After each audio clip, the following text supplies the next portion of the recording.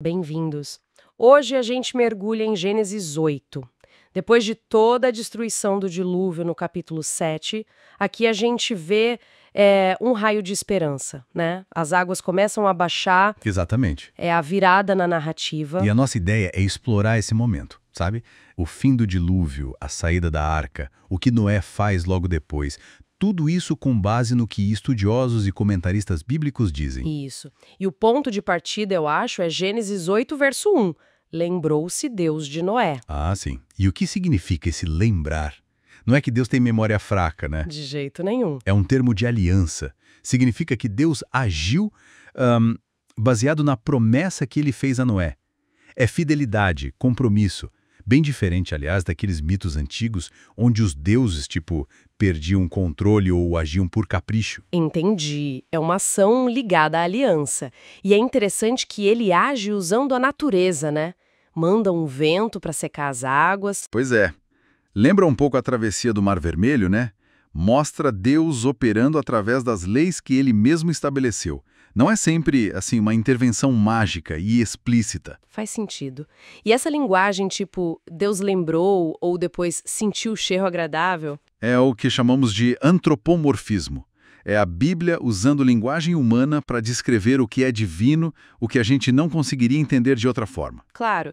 E aí, nesse processo, a arca finalmente para, nas montanhas de Ararat. Isso. O lugar exato a gente não sabe, é uma região, né? Mas o simbolismo é forte. É o descanso depois da tempestade, a segurança depois do juízo. Alguém disse uma frase boa sobre isso. Deus não prometeu uma viagem tranquila, mas uma chegada segura. Poxa, que legal essa frase! E essa retirada das águas, ela é bem gradual, né? Sim, representa o abrandamento da ira, o retorno da esperança. Tem até quem veja a estrutura do dilúvio todo como um quiasmo, sabe? Uma estrutura literária em espelho. Quiasmo? Como assim? É como se a narrativa fosse se afunilando até um ponto central e depois se expandindo de volta. E esse ponto central seria justamente o Deus se lembrou. O verso 1 do capítulo 8. É a grande virada. Interessante isso.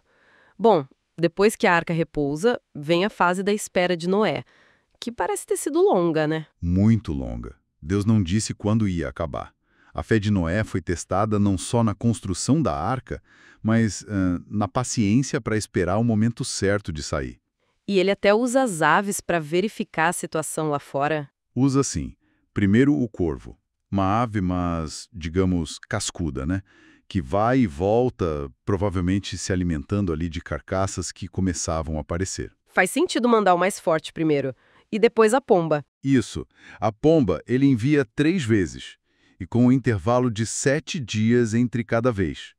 Alguns até sugerem que isso pode indicar que Noé observava um ciclo semanal, talvez o sábado. Pode ser. E a pomba traz informações diferentes, né? Exato. Na primeira vez, ela volta sem nada, terra alagada ainda. E o texto diz que Noé a acolhe de volta na arca, um detalhe que mostra a ternura dele. Que bonito isso. E na segunda vez? Aí ela volta com um ramo de oliveira no bico, o sinal clássico de que a vegetação estava voltando, que havia terra seca em algum lugar, provavelmente nas áreas mais baixas. O grande sinal de esperança. E na terceira? Na terceira vez, ela simplesmente não retorna. Sinal de que encontrou lugar para ficar, comida, terra firme. Ok, então Noé já tinha a prova de que dava para sair. Mas ele espera mais ainda. Por quê? Um ponto crucial. Mesmo com a evidência da pomba, Noé espera a ordem direta de Deus. Ele entrou na arca por ordem divina e só sairia por ordem divina. Caramba, que obediência. Mostra a importância de esperar o tempo de Deus, né? A restauração, a cura, levou muito mais tempo, quase um ano inteiro ali dentro, do que a destruição inicial, os 40 dias de chuva. É uma lição e tanto sobre paciência e discernimento. E aí, finalmente, Deus manda sair. Sim, quase 2 meses depois de Noé já ter visto que a terra estava seca. Deus confirma, sai da arca. E a saída é organizada também. Primeiro Noé e a família, depois os animais, cada um segundo a sua espécie. Exato. E logo em seguida a gente ouve um eco lá de Gênesis 1 da criação. Deus repete a bênção. Frutificai, multiplicai-vos e enchei a terra. É como se Noé fosse um segundo Adão, né? recomeçando em um mundo recriado. Perfeito, é essa a ideia. Um novo começo para a humanidade. E qual a primeira coisa que Noé faz ao pisar em terra firme? Ah, isso é muito significativo. Ele constrói um altar. Exatamente. Antes de construir casa, antes de plantar, antes de qualquer coisa para si mesmo, ele adora. Ele oferece holocaustos, que eram sacrifícios totalmente queimados de animais puros. É gratidão e devoção em primeiro lugar. E o texto diz que Deus aspirou o aroma agradável, de novo a linguagem humana para algo divino. Sim, é a aceitação divina daquele ato de adoração. E é nesse contexto que Deus toma uma decisão muito importante, uma decisão interna, consigo mesmo, diz o texto. Que decisão é essa? Ele decide nunca mais amaldiçoar a terra por causa do ser humano e nunca mais destruir toda a vida com o dilúvio. Mas a justificativa que o texto dá é curiosa, porque é mau o desígnio íntimo do ser humano desde a sua mocidade. Como a gente entende esse porquê? Boa pergunta. Existem basicamente duas linhas de interpretação, né? Uma entende esse porquê como causal mesmo.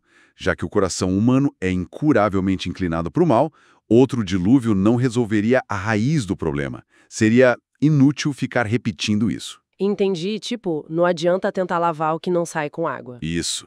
A outra interpretação vê mais como uma concessão, um apesar de. Ou seja, apesar de o coração humano continuar mal, o dilúvio julgou o pecado, mas não mudou a natureza humana, Deus, por graça, decide preservar o mundo.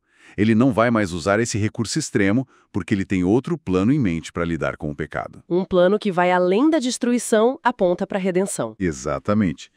Aponta, em última análise, para Cristo.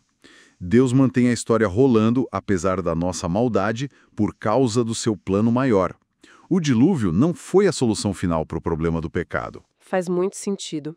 E junto com essa promessa de não mais inundar tudo, vem a garantia da ordem na natureza, né? Sim, a promessa de que, enquanto a terra durar, não vai cessar sementeira e colheita, frio e calor, verão e inverno, dia e noite. É a garantia da regularidade dos ciclos naturais, a base para a vida continuar, para a ciência poder observar padrões. Uma aliança cósmica, pode-se dizer. Mas é importante lembrar que essa promessa é específica contra outro dilúvio global, né? Não quer dizer que não haverá mais juízo. Fundamental essa observação. A promessa é clara. Não mais dilúvio para destruir toda a carne. Mas a Bíblia fala de outros juízos, inclusive um juízo final, que, segundo o apóstolo Pedro, por exemplo, será por fogo e não por água. Certo. Então, para a gente amarrar tudo, Gênesis 8 mostra Deus fiel à sua aliança, agindo para salvar Noé. Lembrando-se, mostra a fé e a paciência incríveis de Noé na espera, a centralidade da adoração logo após a salvação e a graça de Deus que promete preservar o mundo, mesmo sabendo que o coração humano continua sendo um problema. Exato. E isso nos deixa com aquela pergunta no ar, né? Se o dilúvio não resolveu o problema básico do pecado humano e Deus prometeu não usar mais essa ferramenta drástica, que solução definitiva ele estava preparando? Os sacrifícios de Noé que Deus aceitou talvez já fossem uma sombra, um prenúncio de que algo muito maior seria necessário.